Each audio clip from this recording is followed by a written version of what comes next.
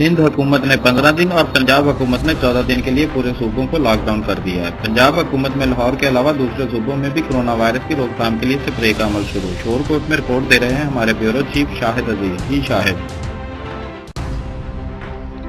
शोरकोट में corona virus के पेश नज़र हुकूमत पंजाब की हदायत के मुताबिक म्यूनसिपल कमेटी शोरकोट और रेस्क्यू 1122 ने मुश्तरका तौर पर जरासीम को स्प्रे किया।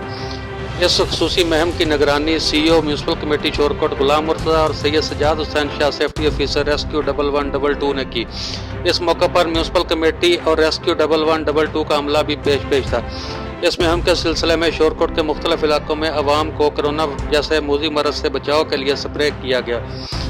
इस मौका पर CEO municipal committee Shorkot Ghulam Murtaza ने कहा कि अवाम को इस मूजी मरज से बचाने के लिए हुकूमत पंजाब की हदायत पर सख्ती से अमल किया जा रहा है।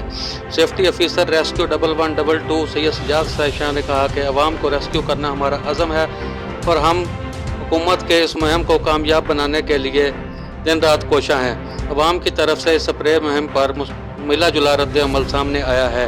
Shahid Aziz Chishti, bureau chief, city 1 news, Shorkot.